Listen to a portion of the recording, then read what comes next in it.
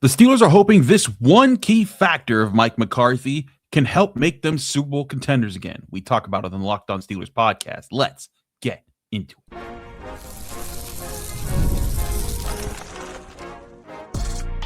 You are Locked On Steelers, your daily Pittsburgh Steelers podcast, part of the Locked On Podcast Network, your team every day.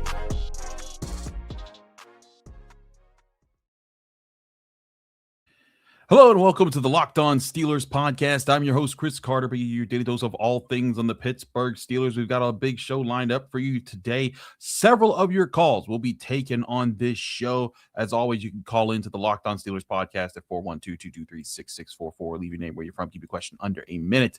We're going to talk about several topics, including Kaleb Johnson. What's going to take for him to improve on his second chance with the Steelers? Also talking more about Chris Boswell's contract, what that does for the team, and the question of the young quarterbacks. While Aaron Rodgers is still expected, what's going to happen there? But I want to lead off talking about a key coaching factor, because we have a good question that I think ties into a few things that we can kind of spin on with what we've heard from Brian Angelichio, the Steelers offensive coordinator. So, like I said, you can always call in with your question, but this question from Joe out in Arizona, I wanted to focus on at one point for a show, because I did think it was important to note the direction of the Steelers and what they're trying to do with this current generation of guys and coaches. Let's hear it from Joe, his question, and then I'll get into my answer. Hey, Chris, Joe out here in Arizona. Just wanted to ask you your thoughts on what differences can the fans expect or the organization experience with the switch from Mike McCarthy to Mike Tomlin. Both are regular season winners, but this offense that has been built is, obviously geared towards Mike McCarthy. So what differences can we expect from the previous regime to the current regime? Thank you. I appreciate you. Look forward to hearing you on the show. Bye-bye. Thank you, Joe, for your question. As always, 412-223-6644. If you missed it, Joe was basically asking, what is the big difference that can be expected from Mike Tomlin to Mike McCarthy? And it's funny, because when Mike McCarthy got hired, a lot of people said, wait a minute, you just got another older coach that has a long track record and has won a Super Bowl. We were hoping for a younger coach. And I do agree that that's the direction I thought they could have gone. But I think what's happening here is there's an investment being made. And we've talked about it in different ways, but it's investment being made in the future of this organization, even though Mike McCarthy's an older coach, because of what they're trying to do specifically on offense. And part of it isn't just is the quarterback. It is definitely that. I think that, as I said before, I think this might be the best or the most focused assembly of coaches the Steelers have ever put together, specifically focused on the quarterback position, with Mike McCarthy as a head coach, Tom Arth as a quarterback coach, Brian Angelichio as an offensive coordinator, and Frank Cignetti as an offensive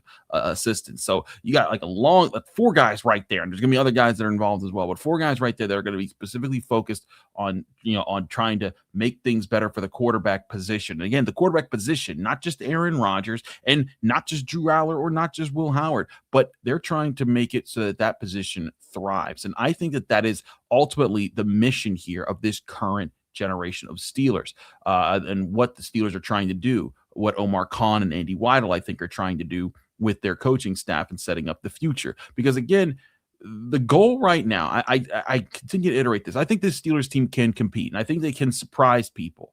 But I think that they are missing the key development. They're not in their Super Bowl contender phase, and I could be wrong. There's several players could step up and make them even better than what I expect. But I think they are still in a bridge phase where they need a few more things to turn, a few more players or a few more aspects of their team to turn into X factors, game-changing, league-leading factors that make them dangerous in so many different respects. And a big part of it, I think, is one thing is the quarterback position needs to be a lot better.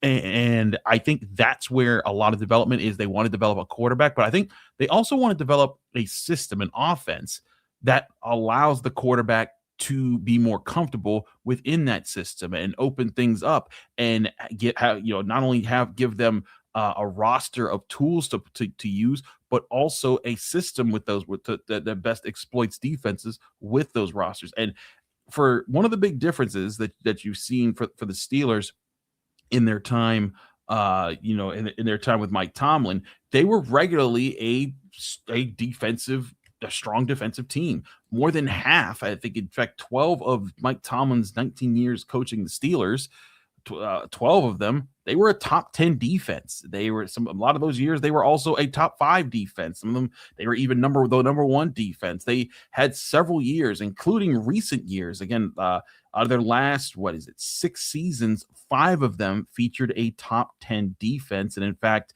3 of those years specifically were top 6 defenses in the NFL as far as points allowed. So that was clearly the specialty that he went through there. But when you look at what Mike McCarthy brings to the table, he brings offenses that are able to lead the way.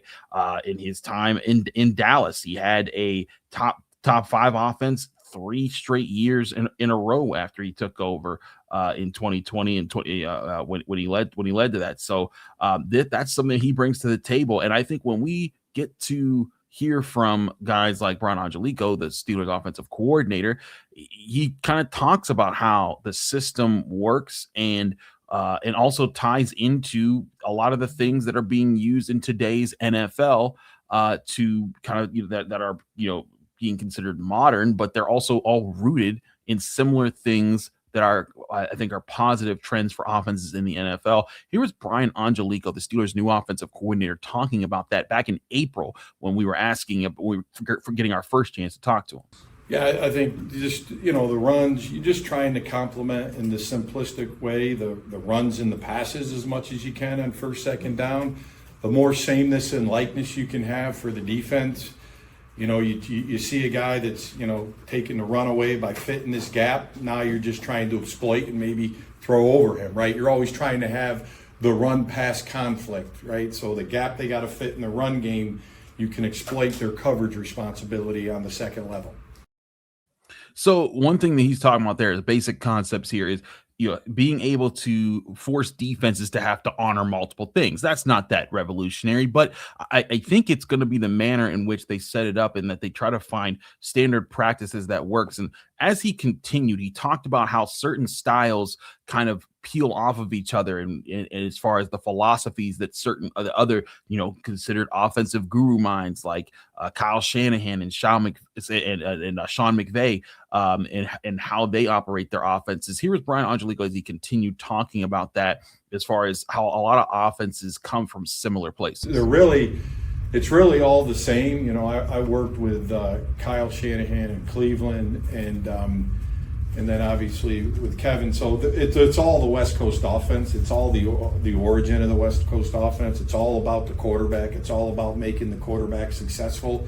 Everybody's just had their little different spin on it. Sean was doing it out of 11 personnel. Kyle's still doing it out of 21 personnel.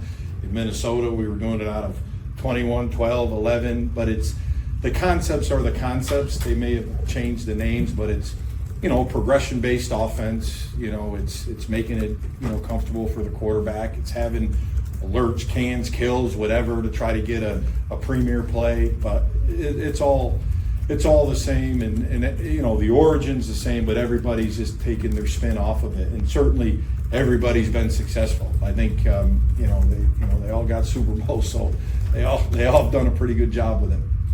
What's your guys' spin? Our spin on offense, well, we will figure that as we go through OTAs, but it is going to be based around the quarterback. It is going to be based around what our players do well.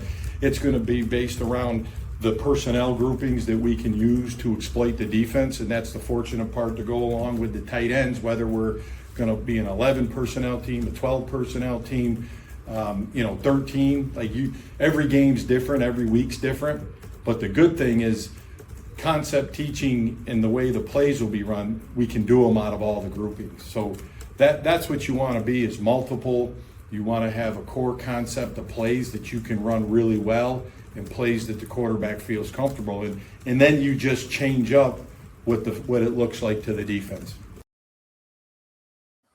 The phrase you continue to hear from the Steelers offensive coordinator, Brian Angelichio, was about the quarterback. And that's what I think is truly going to be the difference about a Mike McCarthy-led team versus Mike Tomlin. And this is not to besmirch Mike Tomlin. Again, anyone who knows me knows I have nothing but the world of respect for Mike Tomlin. But Mike Tomlin was the head coach who favored the defense and let an offensive coordinator run his offense, where he gave him the general signs of, hey, let's be more aggressive here, but you're going to be the guy that coaches the quarterback, coaches the offense, and sets things up.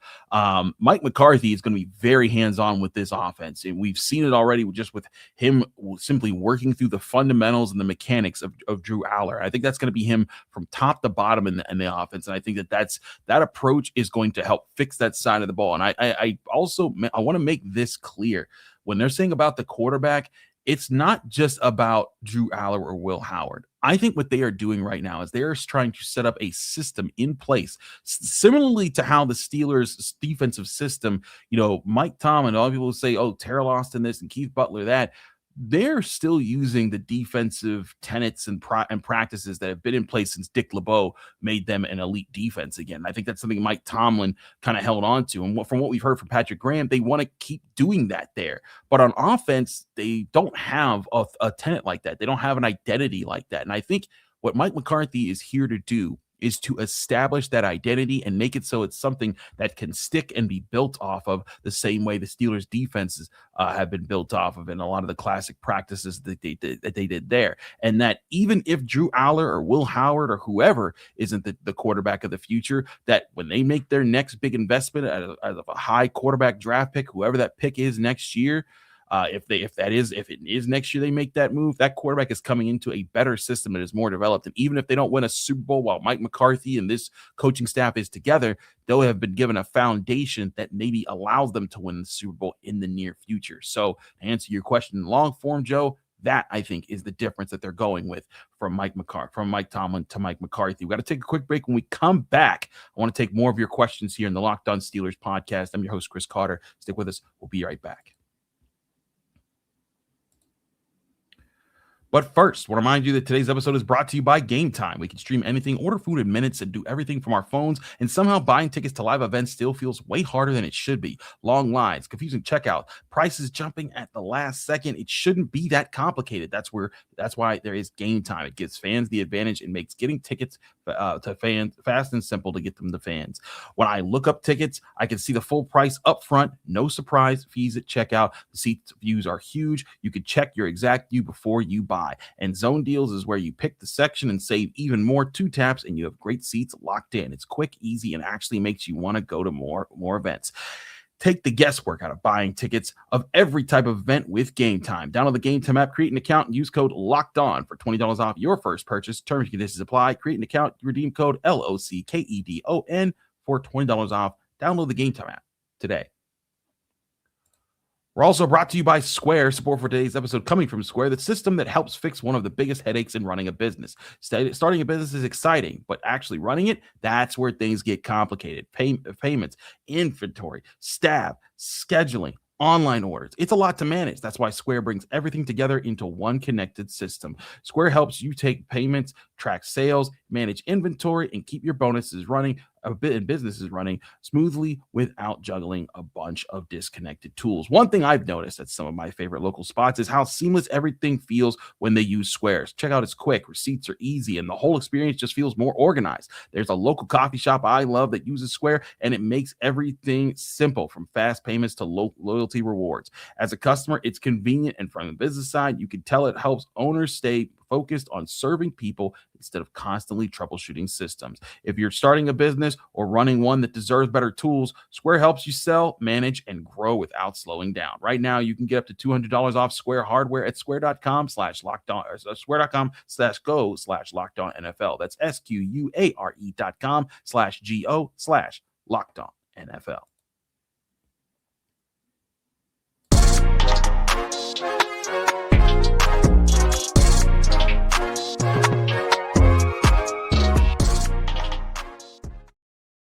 We're back here on the Locked On Steelers podcast. I'm your host, Chris Carter. We continue our episode here today. I want to remind you can join the Everydayers Club of the Locked On Steelers podcast, right? To get ad-free episodes of the Locked On Steelers podcast, access to a live group chat with other diehard listeners of the show, and you can get access to Locked On merchandise. Tap the link in the show notes or visit lockedonsteelers.supercast.com to join today. We got to take more of your calls here on the Locked On Steelers podcast. We're gonna now go out to Greg in Boca Raton, Florida, who asks another question about the quarterbacks. Hey, Chris, it's Greg Cairo, Boca Raton, Florida. I listen to you on Spotify on the way to work every day. Just, it's kind of thinking about the quarterback situation. I really cannot talk about Aaron Rodgers anymore. We've been talking about it ad nauseum, but I was thinking about with these young guys, if Aaron doesn't show up or whatever the scenario is with him, it seems like we're kind of in a win-win situation. We're going to be forced to play the young guys, and if they do really well, and the team succeeds, then we have a quarterback. And if they do really poorly and the team doesn't succeed, we have a high draft pick to draft the quarterback. So, that's what's kind of going through my mind. Like, if, we end up, playing that scenario out, it seems like kind of a win-win to me. So I'd love to get your thoughts on that, see how you feel. Take care. Thanks, Greg, for your question. As always, you can call in at 412-223-6644. Leave your name, where you're from. Keep your question under a minute. We try to get you on the show. Greg, let's break this down for a few steps. One, first of all, we do not talk about Aaron Rodgers too much on this show. I try to make sure that we don't talk about him as nearly as much. I've been saying for a while he's coming. I get that other people do that. We try our best to diversify our topics here. We hope that you guys appreciate that. But about your notion about if you just start the young guys and it's a win-win situation because you either figure out with them or you don't figure out with them, I think there's an important thing I want to remind people here is that I know that there's an excitement to get to see a new young quarterback and hope that he can emerge. But I think the key is you want to do it the right way. I think that there's a lot of people who look at the Steelers right now and think, oh man, if they can just find that quarterback, they just need to throw guys, they just need to throw quarterbacks at the wall until something sticks. That's not what you want to do, because that's how you get haphazard. That's how you have ill-educated shots. And that's also how you can mess up your opportunities with a player who could actually be a good quarterback in the long run. But in my opinion, I think the big thing here is taking calculated shots at the quarterback position. And again, draft guys, take your shots where you can. I think, next year, still take a first round quarterback. And that's with, even though knowing you got Drew Allar this year in the third round, I think an ideal situation for the Steelers could be literally sitting there next year with a first round quarterback that you were proud to draft, your third round guy in Drew Allar with a year of experience, your sixth round guy at a Will Howard with 2 years of experience. So now you've got a high draft pick, a mid draft pick, and a low draft pick, all working and developing in a system and under a coaching staff that is specialized specifically to make an offense work through the quarterback and make life easier for the quarterback and help develop quarterbacks to be ready for said system. I think that is part of it, but I don't think that they need to have to go through, a season where these guys go under fire. I think that what needs to happen is these guys can learn for some time, be the backup quarterbacks, have to fill in pinches before they get thrown into the fire. Because I really think, Greg, one thing that should not be underestimated is how a young quarterback can be ruined by being thrown into the fire too soon. It's very possible that was part of what happened to Kenny Pickett. And Kenny Pickett had a lot of other issues. He was he had smaller hands. He didn't have a cannon arm. Like, there were a lot of things that didn't work out for him. He wasn't seeing the field well, but there were things that broke down in Kenny Pickett's game that I think largely happened because the offensive system didn't work for him. The offensive line didn't work for him. And it put him in situations that were less favorable. And he then started just having fundamental mistakes that weren't about the system. Just he was missing them entirely. And I think that's what the Steelers want to avoid happening with either of their young quarterbacks right now. They want to put these guys in situations to succeed. And if you rush them out there while the offense is still kind of figuring out what it's supposed to be, and they're also figuring out, these quarterbacks are also figuring out who they're supposed to be at the NFL level, you could put them in a situation where they start missing things because they're seeing ghosts so much because they've been run through the ringer in the NFL. The NFL is no joke. It will chew you up and spit you out if you are not careful, especially at the quarterback position. And so I think it would be different if these guys came to the NFL more league ready. When I say more league ready, I mean a first round pick with a lot of pedigree behind them where they could kind of be thrown in and they could kind of hold their own. But just judging by the way Drew Allar played at Penn State, whenever he went up against that top competition, he struggled, and it wasn't pretty. He wasn't in full command. Will Howard certainly had moments where he could do that, but again, he was on a roster that was just insanely built from top to bottom. I think he might have been playing with maybe 20 plus guys that got drafted in just the 2 years since he's come into the NFL. So this is I think a situation where I hear you saying, hey, if they don't work out, you get a high draft pick and you know who they are. But here's the thing. You might not know who they are because they were rushed out. You might know who they will always be at that point because then you rush them out and you kind of ruin their development process. But I think there's a chance where you get a better look at who Drew Allar's potential could lead him to be, or what Drew Allar's potential could lead him to be. Same thing for Will Howard. If they get to learn behind Aaron Rodgers for another year and they get to work with Mike McCarthy and they get to focus on their fundamentals for a season, get that up to speed, and then apply it next year when they both had a full year in the system to develop. And then if there's a young rookie quarterback in the room with them, then they can get up to speed too. But that I think could be a really key moment for these guys, or really key opportunity for these guys to develop as young quarterbacks. And if you take that away just to see what they, quote unquote, what they got, I think you miss on that opportunity and you could spoil their development. If you do that, I just think it kind of puts you back into the cycle that you're already in. And to me, that would be a mistake. Now, who knows? I could be wrong. Drew Allar could step on the field, light it up, and all of a sudden just be a superstar quarterback, and it'll just be like, well, the Drew Allar era is here. I just don't think that's going to happen. I think that if he's going to someday turn into an NFL starting quarterback, it's going to take time. It's why we talked about, at a rookie camp, he was being stripped down to the basics. I thought Brooke Pryor of ESPN did a great job putting it away with there. Sort of, he's unlearning the things that he learned at Penn State so that he can relearn or, kind of be rewired for what's going to be expected of him in the NFL. That's what you're looking at here. And I think, again, if you throw a guy into the fire, it doesn't let them focus on what you want them to fix in these early years, because they're not focusing on their fundamentals. They're focusing on, okay, the Bengals are going to run this defense. Okay, this week the Ravens are going to run this week. Oh, we're playing the Eagles. The Eagles are going to run this week. And so you're running through that gamut, and then you're not focusing on those fundamentals. Hey, when I was dropping back this week in practice against the scout team, was I making sure, did I take the right steps? Did I make this part of my process so automatic that when I'm ready for game action, I'm not thinking about that? Those are the things that need to happen right here and right now. And again, I think that's the key difference that Mike McCarthy and this coaching staff can bring versus what Mike Tomlin brought, because Mike Tomlin would give you opportunities. He would lead. He would be the guy that's over top of everything. But Mike Tomlin, he's going to be bouncing around talking to everybody. He's going to focus on that, and he's going to be more focused on defense because that's his specialty. And it worked out. Again, 12 of his 19 years with the Steelers, they were a top 10 defense. But Mike McCarthy, he's a guy who changes offenses and changes offenses quickly for the better. When he inherited the Packers back in 2022,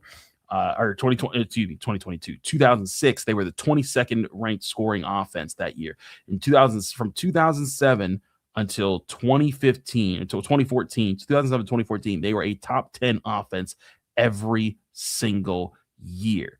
And so I think that was a big part of what he brought to the table. Now, sure, having Aaron Rodgers helps with a lot of that, but he created a system that helped Aaron Rodgers thrive. And again, Frank Cignetti has worked with Aaron Rodgers up close in that system. So I think that what can happen here is the opportunity to give these young quarterbacks and also a future young quarterback that will be drafted a sort of runway ramp to build up momentum, figure themselves out, and then become these dangerous quarterbacks for the Steelers' future. That maybe you have a few guys that you want to consider, and it becomes a real quarterback battle with a new foundation that can help them become maybe the next Steelers franchise quarterback. So there you have it. That's why I don't think they should be thrown into the fire there, Greg. Let me know what you think if you ever get a chance to call back in. We're going to take one more quick break. When we come back, 2 more questions I want to answer on this show. We got plenty of questions that have been coming in, but we'll get to all that next here on the Locked On Steelers podcast.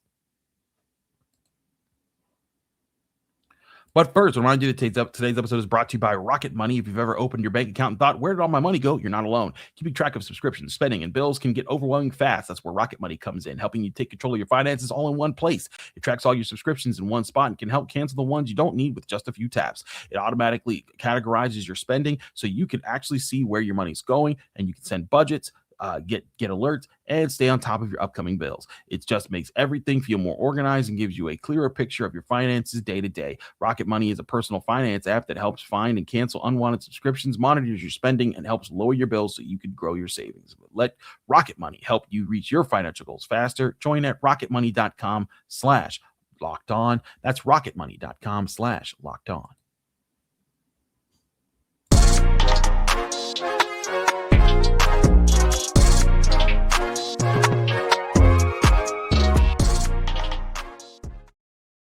We're back here on the Locked On Steelers podcast. I'm your host, Chris Carter. We continue taking your questions here on the Locked On Steelers podcast. As always, you can call in at 412-223-6644. Leave your name, where you're from. Keep your question under a minute. We'll get your question on the show as soon as we can. This one comes from Scott, all the way out in Clarksville, Tennessee. Hey, Chris. Scott from Clarksville again. Hey, so the Boswell extension today, first thing that crossed my mind is they're lowering his cap number this year to free up more money for Aaron. What do you think? Have a good day. Thank you for your question. Scott, as always, 412-223-6644. Leave your name, where you're from. Keep your question under a minute. So I still haven't seen the official details of all of the levels of Chris Boswell's contract. But I will say this. Normally when a player signs a new deal or an extension, that first year does lighten the cap number because they're going to push some of that money down the line. I don't know that they did that specifically for Aaron Rodgers. However, I do wonder if they did that so that they can then address a few other things maybe at some point in this in the earlier parts of the season, in the preseason, if they want to sign another veteran wide receiver, if there's a trade coming down the line. I do think that there's going to be some other moves maybe done to try to move some of that money around. Because there are guys right now on the roster that I think that you could say, hey, we could afford to move some money right now, as far as trying to figure out and get some cap space, guys that you're paying down the line. TJ Watt's contract can be moved around a little bit. I believe you look at Patrick Queen, maybe because he's on the last year of his deal. If you give him an extension, that could help you with that. Jalen Ramsey is another guy you could look at that. Alex Highsmith. But I think that the Steelers aren't necessarily doing this for Aaron Rodgers. I think that this is more so about trying to just fit things right now. I also think, honestly, they've got enough space for this year. Like right now, the Steelers cap space on overthecap.com is $10.7 million without the new Boswell contract, and that's with Aaron Rodgers taking up about $15 million in cap space, 15.5 for the UFA tender that he is. So they'll have the money to sign their rookies at that rate. I think they'll also be able to do a few other things. But to me, the key thing for the Steelers is that they have plenty of money to spend around to make things to adjust and be aggressive in the next few years. Next year, they have over $66 million in cap space projected right now. And a lot of that can be moved around because for example, next year, $32.5 million is going to be the cap hit for DK Metcalf. If DK Metcalf's falling off, you can move that around. If he's not, you can keep him there. But TJ Watt, $42 million next year. You can move that around. Jalen Ramsey, $21.7 million, and none of that is dead money. All of that can be can be freed up. So there's a lot of different guys on the Steelers roster right now that I think could be helpful right now. But there's also space to make more space on the roster in the salary cap by making some moves. So I don't think that this Chris Boswell move was more about that. I think it was more so just about, hey, we want to keep the guy who we think the best kicker in football is on our roster. I think it's just simple as that. We're going to take one more question. This one from Brian out in New Jersey on the Steelers running backs. Hey, Chris. This is Brian from New Jersey. I wanted to call because I wanted to say I'm a huge fan of Kaleb Johnson. I loved him in the draft. He was my number 3 running back when I was looking at them. Do you think he would benefit from the new coaching staff? I know he's RB3. I know he had that muffed kickoff that really put him in the doghouse last year. But I think he has a lot of potential, and I think he's a really, really great running back if he just actually gets the chance. I know he had a couple chances last year, and he didn't do great. He didn't do terrible. Just want to know what you think about possibly seeing him get incorporated into the offense more, because I know they're probably not going to put him on special teams. So, yeah, let me know what you think. Love the show. Bye. Thanks, Brian, for your question. As always, 412-223-6644. Leave your name, where you're from. Keep your question under a minute. We try to get your question on the show. I think Kaleb Johnson absolutely deserves a second chance at some point. I think that last year he just couldn't really get it because he also wasn't a pass protector. He also wasn't a receiver. And those are two things you needed to have with Aaron Rodgers. And so he might not even get that much of a chance this year because Rico Dowdle and Jalen Warren both do those things very well. But I think what you could hope to see for Kaleb Johnson this upcoming season is when he does get in the game and they are running the football, that he runs hard. He hits the hole, sees the hole well, and attacks it. And I think that he has that potential. I mean, you weren't wrong. I had him very high up on my depth chart, or not my depth chart, excuse me, my draft board when they picked him. I thought that he would be a great fit for what they were trying to do. It didn't work out last year, but I think that in the long run, it will end up being so. As long as he stays focused. I think that's the big thing, is that, sometimes young players, they hit obstacles. How do they respond to those obstacles? I will often define their careers. I think Kaleb Johnson, this is his chance to respond to the obstacles that have been in his way as far as offensive line, quarterback situation, adjusting to the NFL himself. I think he still has that potential to be a power runner, a guy that can make guys miss in the hole, a guy that can make good decisions and show good vision and be a playmaker. I think all those things are still in front of Kaleb Johnson, but he's got two tough dudes in front of him with Jalen Warren and Rico Dowdle. They're going to take a lot of snaps off of him, and so he just has to be ready. And I think that's going to be the big thing that determines his future, is how ready is he, even when he's not been called upon, live, in a place that he expected. I think that's where Kaleb Johnson, he has to be ready to be going at a moment's notice, and when he's in there, he's got to make plays. And if he does that, then he'll get more shots, and then I think that he'll be part of more of a long-term pitcher. But I do think that he deserves a second chance. He'll get a second chance, but definitely not on special teams. But as a running back, he's going to get his shot, and I think the Steelers will be happy to see it work that way. We still got another episode tomorrow to come out. So stay tuned for that. We'll have more episodes there. Thanks to everyone who called into the Locked On Steelers podcast. Again, 412-223-6644. Leave your name, where you're from. Keep your question under a minute. We try to get your question on the show. Thanks again for tuning into the Locked On Steelers podcast. I'm your host, Chris Carter. Follow me on Twitter, Instagram, TikTok, Blue Sky, wherever you get social media. My handle is always @CarterCritiques. Read my work in the Pittsburgh Post-Gazette by going to post-gazette.com, and find me here every day, Monday through Friday, on your favorite podcasting apps and on YouTube. Like this if you enjoy it. Subscribe to this channel to get all of our daily Monday through Friday episodes of the Locked On Steelers podcast.